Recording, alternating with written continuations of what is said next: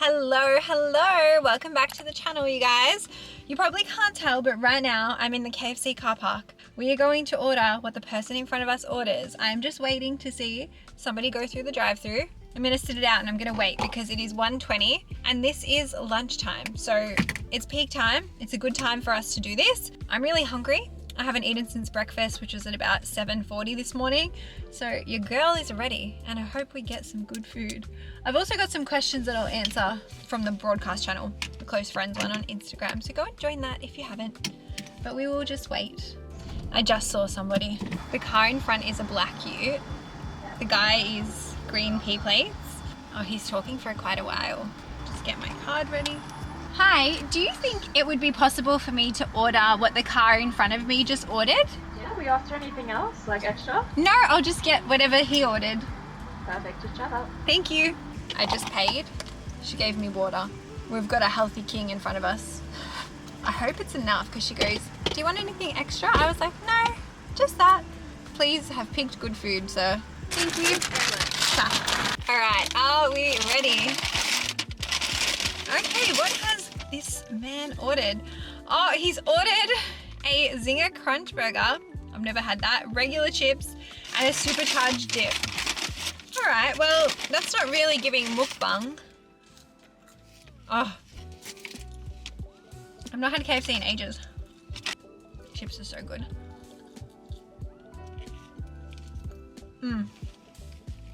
Thank you, sir. I'm just going through and picking out some more questions, as I said, from the broadcast channel. And I'm gonna run you through them while we are eating because I thought we can make the video a little bit more entertaining. Oh, this has carrot in it. It's got like cabbage in there. It's got Doritos in there. All right, are you ready for the crunch? It better be crunchy if it's gonna say double crunch.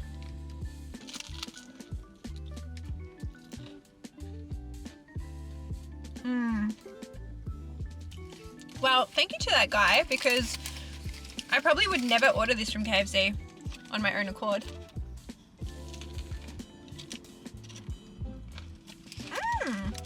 He definitely deserves jail time for getting water. And it's sparkling. Bro, you know what? I don't mind it. I can tolerate a sparkling water. I can tolerate it. I'm just thinking now I should have gotten the donut bites and tried them on camera for you guys. Question number 1. If you could live anywhere in the world, where would it be? I gotta say Melbourne. The sun is out just for 5 minutes. No.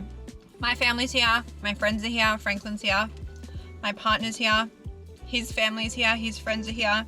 So I can't see us living anywhere else.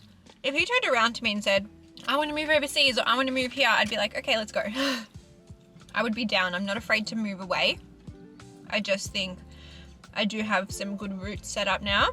And having lived in Sydney for 4 years, like I'm not scared to move interstate or move to any other place. Like I think it can be really fun. And I think it can be a great chapter and a great opportunity. And I wouldn't be afraid of that. I loved my Sydney chapter. It was very different and there were like some hardships, of course, but it was still really good character development. By the way, I'm kind of loving this burger. It's a little bit wet though. Like the coleslaw, I think, is just a bit wet, like a bit drippy.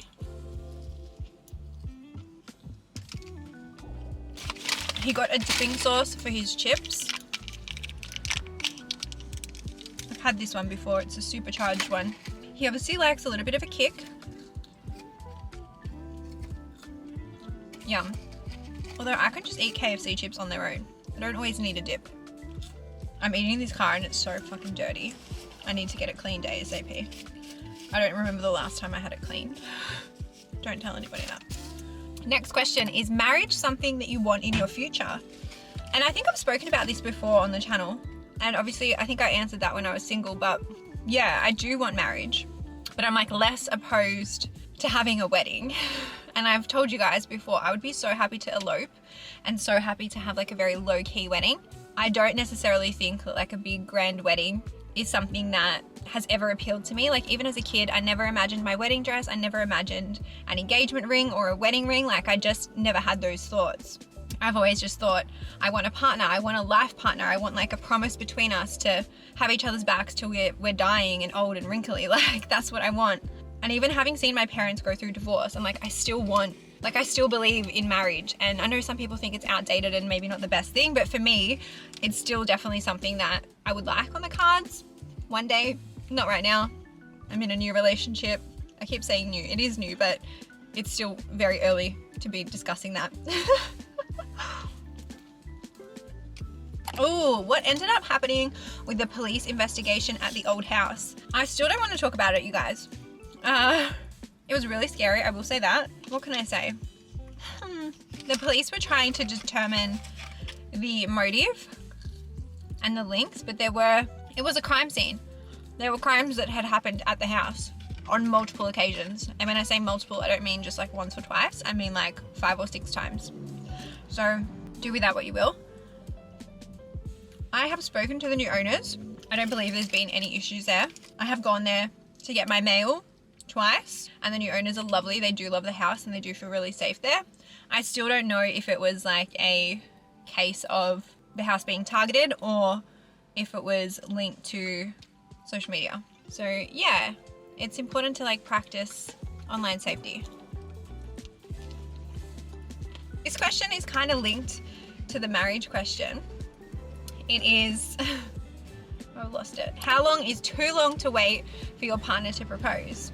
That question's hard because I could be like to you, oh, don't wait more than 10 years. But like if you're 22, that takes you to 32. And if you're 32, that takes you to 42. And maybe you're less likely to want to wait 10 years at 32 as opposed to if you're at 22. So I don't actually think like the length matters. I think what matters is how long you're willing to wait. I think for me, how long I'm willing to wait right now, like it's not even a thought because like I haven't even been with my partner for a year.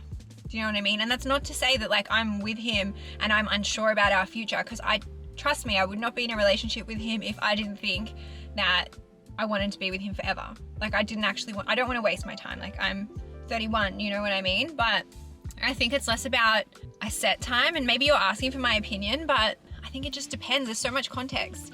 How old are you? How long have you been together? What is your relationship like? Do you both believe in marriage? Is that something you've discussed? You know, there's so many different things. Like I've had friends that have waited 2 years. I've had friends that have waited 5 years. I've had friends that are still together and don't even have a ring on their finger, and they've got kids and a house and are basically married anyway. So I think it really is circumstantial.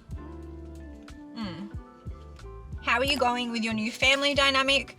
An update on how you're doing. Thank you so much. I appreciate you. The family dynamic is really good. I spoke about it on the podcast. The family dynamic has never been better, to be honest. Distance, best thing for us all. My relationship with every single family member has improved, and I'm really grateful for that. Not that like the relationship had to improve, but I was going through it when I lived in that house. I needed my own space. I needed fresh energy. I needed an Adele zone. I needed my pink dream, Barbie dream house. Everyone's good, everyone's healthy, and I'm doing good too. My mental health has been a bit up and down the last 2 weeks. I think it's a mix of cabin fever, just the effects of recovering from surgery, not being in routine, and yeah, I think maybe just adjusting. Like you will see in the vlog, I really struggle putting an outfit together because I'm going through this thing where I'm not having an identity crisis, but I'm having like a style crisis where I'm like, I don't know what fits my body now. I don't know what complements my body now. I don't know what I feel good in now. Like I've been living in tracksuits, I've been living in activewear, and that's fine. I felt comfortable and I felt good and I felt cozy and I've loved that. But now I'm like, I look at all my clothes and I'm like, ew, I look so ugly. Nothing fits, nothing looks nice. And today, like someone complimented my outfit. I just went to the Chemist Warehouse. Oh, I can't lift that up, it's really heavy. Market, and this girl said, oh, I love your fit. And I was like, thank you. I don't actually feel cute today. And like, I really needed that. So I'm okay, and I'm sure it will come back. But even just the fact that like, I'm not going to the gym, I'm not being as active as I was, has probably taken a toll. Also, I'm fucking nasally as fuck because my sinuses and my hay fever has gone off the charts this last week. I can't blow my nose. So I constantly sound like I've got like something stuffed up my nostrils. And I don't have anything stuffed up my nostrils. I just sound nasally as fuck. Overall, I'm happy. I'm doing good. Am I doing great? No. That's okay. You don't always have to do great.